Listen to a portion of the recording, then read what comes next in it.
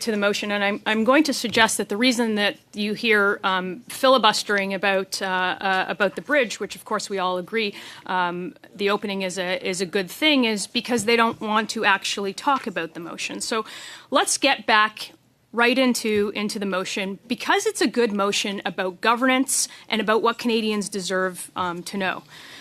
We ask a few questions, and I'll go through them. What's included in the agreement refers to, quote, all incurred operating costs of the bridge.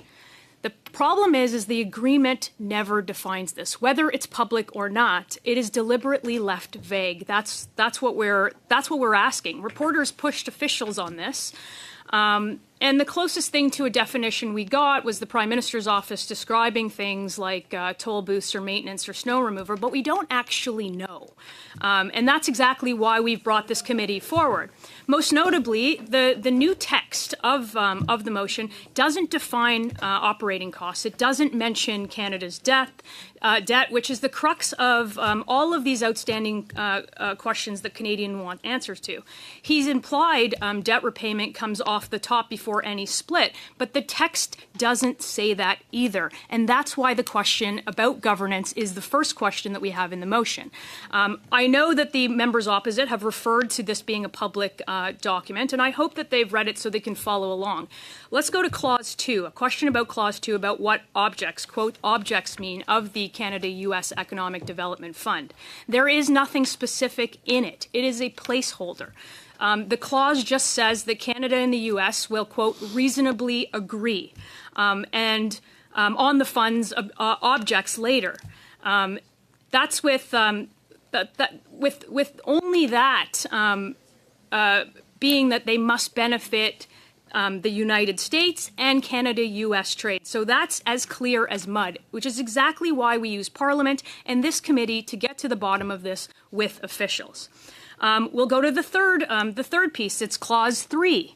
As per Clause 3A, what, quote, comparable regional crossings will be used to determine whether toll rates are above average of such crossings.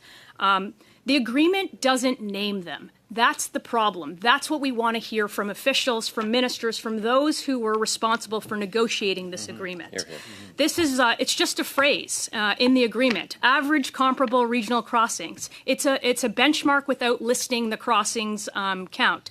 The obvious competitors in my colleague's neighborhood of Windsor-Detroit crossings is the Ambassador Bridge, obviously, and the Detroit-Windsor Tunnel.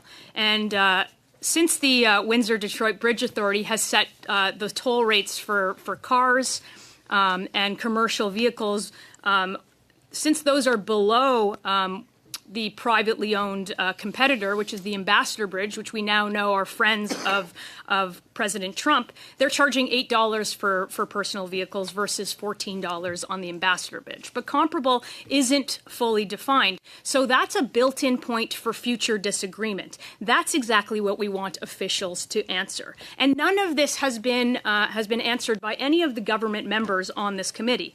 We'll go to another question on governments. How will dispute resolution proceed if there is a disagreement about these toll charges? There isn't really a dispute resolution in this process. It's a consent and clock mechanism that's worked in. So when Canada proposes a toll of an increase over 10%, that pushes it above the regional average, or a decrease pushes it down below it. If the U.S. gets a 30-day window to consent or object and Washington says nothing, then the consent is automatically given. But the text of the actual agreement, which we want officials to speak to, doesn't actually talk about what happens if the U.S. objects. There's no arbitrator, there's no path to dispute resolution, and despite that agreement all being public, none of this is on the record. These are all questions that have been asked to departments, to the government. There are no answers to these questions, so we're using our parliamentary committee to get to the bottom of this. Finally, as per Clause 5, notwithstanding the details that remain to be finalized, what specifics have been agreed to regarding the repayments, the timing, the calculation methods, the auditing, the reporting, the enforcement, the dispute settlement. Those are all questions that Canadians have for about this deal. This is the This is the most revealing clause, actually, Clause 5. It says in full that officials will develop and finalize the legal, the financial, the administrative arrangements necessary to implement the agreement. And we want to hear from those officials about what that implementation looks like as expeditiously as possible. That's the entire clause. Payments, timing, calculations, methods, those are not specified in the agreement yet, despite the agreement being public, as you have said so many times in your talking points. Only the 15-year headline split is set, and the mechanisms are all TBD. So that's what Canadians have questions about. What are these mechanisms? Auditing and reporting, those are not addressed at all in the agreement. Enforcement, that's not addressed at all in the agreement. Dispute settlement is not addressed beyond the toll consent clause that I just spoke about in Clause 3. All of these questions still remain. This reads like a term sheet, and the Prime Minister would understand the difference. It's not a finished contract. And what Canadians deserve to know with a $6.4 billion investment of their tax money that hasn't been accounted for in the fiscal framework at all is what all this means. When does it happen? And when the Prime Minister is asked, and he repeatedly misleads the Canadian public, that's why this committee is important. That's why it's important to hear from officials. Perhaps they are not officials on the other side who were part of the negotiating team. In fact, I'm certain that they are not. Perhaps they are not officials on the other side that understand the intricacies of this agreement. And perhaps Canadians have a whole lot more questions after their testimony, after their interjections into this committee than when they started. We all know that the bridge is good for the economy. Yep. So with that, I will give you that. I'm going to amend the motion to give the Liberals everything that they wanted and that they've asked for here in this committee. I want to amend that the motion adds after the bridge authority the following line. If you want to talk about the economy and fully understand it, I'm going to amend it to have point E. Additional witnesses will help the committee fully understand the economic impact of the deal, including from impacted businesses and workers. And I think that should take care of all of the talking points that you've put forward on the table. And we can answer the last 5 questions that I've asked that haven't been answered by anybody representing the government on this committee.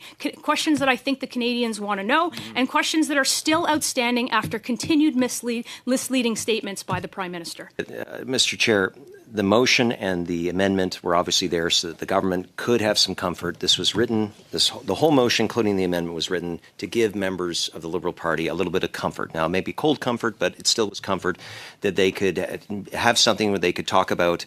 They obviously are opposed to any scrutiny whatsoever when it comes to this deal. To me, that says right away that there's something wrong here.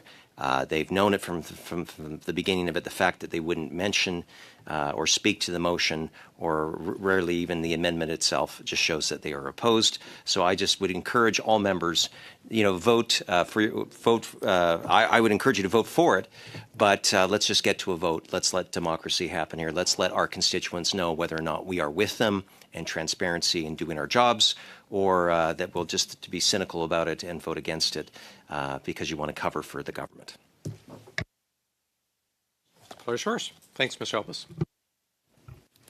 Merci beaucoup, Monsieur le Président. Thank you very much, Mr. Chair. Thank you for giving me the floor once again. Listen, out of respect for colleagues who've traveled here, colleagues who should be in their writing right now to speak to their constituents, I'd like to note as well, because it's been said that we're filibustering, but that's not at all what we're doing. We've laid out, and I thank colleagues for having added the amendment in question, because that's what we've been talking about since the beginning of this amendment. I'd like to note, as my colleague has, that the Leader of the Opposition was here for about 20 minutes, which took time from this committee, time we could have used to discuss this motion. So, given that, Mr. Chair, I'd like to propose that we adjourn the meeting. Thank you.